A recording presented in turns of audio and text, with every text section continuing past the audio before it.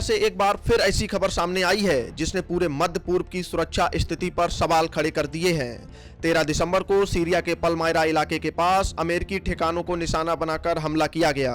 इस हमले में 2 अमेरिकी सैनिक और 1 अमेरिकी नागरिक की मौत हो गई, जबकि 3 सैनिक गंभीर रूप से घायल हुए हैं। अमेरिकी सेंट्रल कमांड यानी स्टेंटकॉम के मुताबिक यह हमला उस समय हुआ जब अमेरिकी सैनिक आईएसआईएस के खिलाफ आतंकवाद विरोधी अभियान चला रहे थे।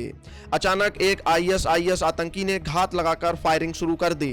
हमलावर अकेला था, लेकिन हमला बेहद सटीक और घातक साबित हुआ। मौके पर मौजूद अमेरिकी और सहयोगी बलों ने तुरंत जवाबी कार्रवाई करते हुए आतंकी को मार गिराया, लेकिन तब तक जानें जा चुकी थीं।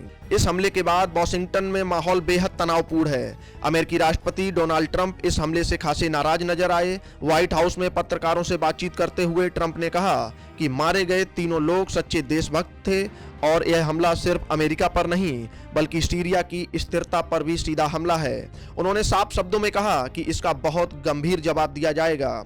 इसके बाद ट्रंप ने अपने social media platform truth social पर भी कड़ा संदेश दिया। उन्होंने लिखा कि आईएसआईएस को इसकी भारी कीमत चुकानी पड़ेगी और अमेरिका चुप बैठने वाला नहीं है। ट्रंप ने यह भी कहा कि सीरिया के नए राष्ट्रपति अहमद अल-शारा इस हमले से बेहद नाराज और परेशान हैं। जिस इलाके में हमला हुआ वह सीरिया का ऐसा हिस्सा है जो अभी पूरी तरह सरकार के नियंत्रण में नहीं है और जहां आईएसआईएस की मौजूदगी लंबे समय से मानी जाती रही है। फिलहाल सीरिया में करीब 900 अमेरिकी सैनिक तैनात हैं जो आईएसआईएस के खिलाफ अंतर्राष्ट्रीय गठबंधन के तहत ऑपरेशन चला रहे हैं। अब सवाल उठता है कि अमेरिका आखिर सीरिया में है क्यों और दोनों देशों के रिश्ते इतने खराब क्यों हैं। दरअसल अमेरिका और सीरिया के रिश्ते दशकों से तनावपूर्ण रहे हैं। अमेरिका लगातार सीरिया पर तानाशाही, मानवाधिकार उल्लंघन और आतंकी संगठनों को संरक्षण देने जैसे आरोप लगाता रहा है। पूर्व राष्ट्रपति बशर अल असद की सरकार को अमेरिका हमेशा एक दुश्मन सरकार मानता रहा। 2011 में जब सीरिया में गृह युद्ध शुरू हुआ तब अमेरिका ने असद सरकार के खिलाफ विद्रोही गुटों का समर्थन किया। वहीं रूस और ईरान असद सरकार के साथ मजबूती से खड़े रहे। इसी टकराव ने सीरिया को एक लंबे युद्ध और अस्थिरता की ओर धकेल दिया।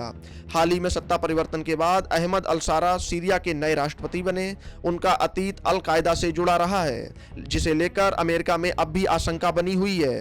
हालांकि ट्रंप प्रशासन ने उनसे संवाद से पहले उनका वैश्विक आतंकी दर्जा हटा दिया, लेकिन भरोसा अभी पूरी तरह कायम नहीं हो पाया है।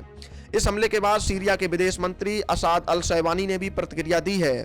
उन्होंने हमले की कड़ी निंदा करते हुए अमेरिका के प्रति संवेदना जताई है। वहीं सीरिया के आंतरिक मंत्रालय का दावा है कि आईएसआईएस की घुसपैठ को लेकर पहले ही चेतावनी दी गई थी, लेकिन अंतर्राष्ट्रीय गठबंधन ने इसे गंभीरता से नहीं लिया।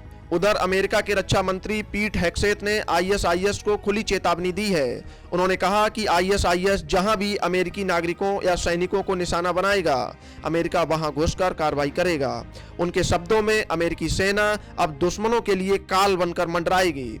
सीरिया में हुआ यह हमला एक बार फिर साबित करता है कि आईएसआईएस भले ही कमजोर पड़ा हो, लेकिन वह पूरी तरह खत्म नहीं हुआ है। अब पूरी दुनिया की नजर अमेरिका की अगली कार्रवाई पर टिकी है। क्या यह जवाब सिर्फ सीरिया तक सीमित रहेगा या पूरे मध्य पूर्व में हालात और ज्यादा बिगड़ेंगे, यह आने वाले दिनों में साफ होगा। लेकिन ट्रंप की चेतावनी साफ है, बदला लिया जाएगा। अब सवाल आपसे है, क्या अमेरिका की यह सख्त नीति सही दिशा में जाएगी या इससे हालात और ज्यादा बिगड़ सकते हैं? अपनी राय कमेंट बॉक्स में जरूर बताइएगा। Bureau report, Bharat update desk.